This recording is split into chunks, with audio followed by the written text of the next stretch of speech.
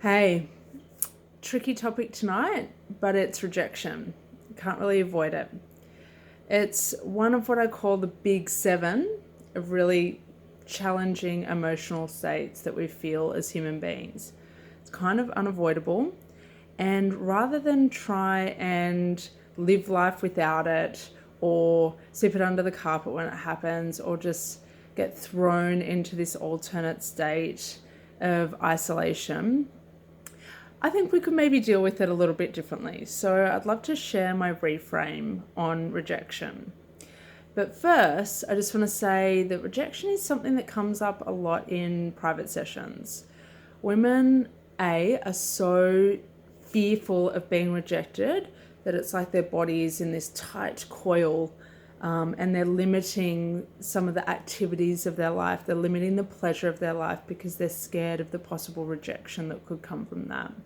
Rejection from other people, rejection from people they've never met, their partners, their colleagues, this sense of potentially rejecting themselves on a deeper level.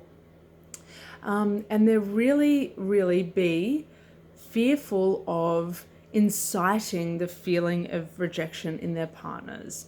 They are willing to ensure that everyone else is comfortable, particularly their partners in an intimate sense, because they don't want their partner feeling rejection. Because it's almost like we follow this little, rabbit hole of inquiry, light of inquiry. It's like, because if they feel rejected, then what will happen? And it's like, oh, well, what's this worst horrible thing that's going to happen if they feel rejected?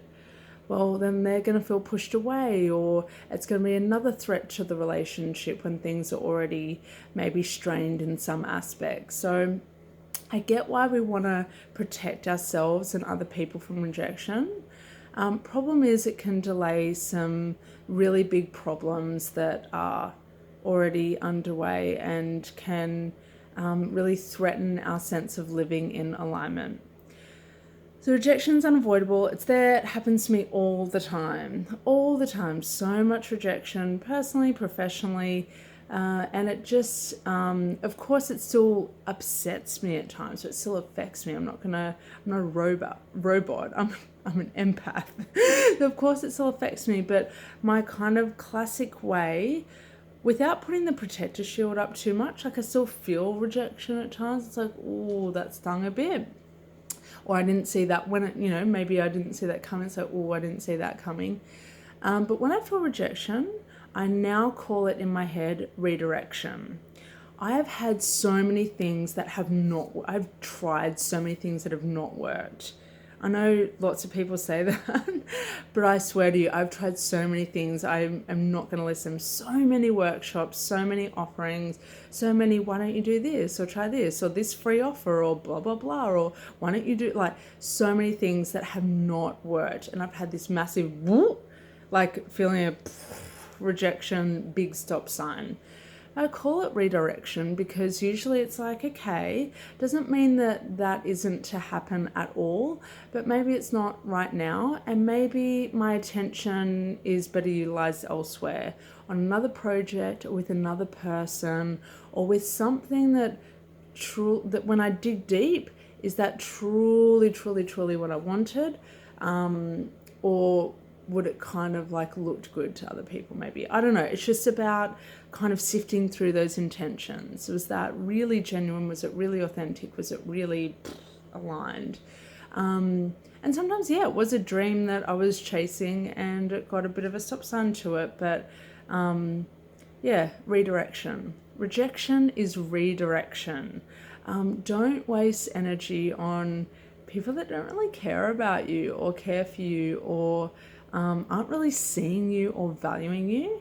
If they don't value everything that you have to offer them and the way that you show love and you affirm them and acknowledge them, then like it's their loss really. Your that rejection, turning rejection into redirection, means that you could pour some of that maybe into yourself first and foremost, and other people that really matter and are really there for you.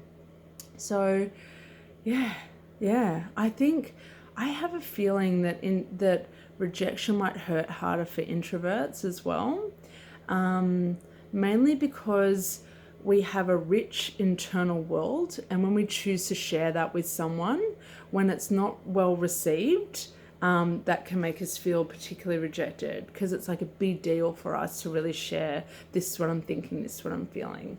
So I just want to say, it's not always going to be easy, but you've got to take some risks, because you could find a really good egg. You could, make friends with a really good person. So there's going to be some risk with that. But that's okay. That's okay. Just redirect to the next thing, and know that it's okay, and that rejection is a temporary wound, and seek love, seek your own self-worth elsewhere. Yeah, in and out of the bedroom.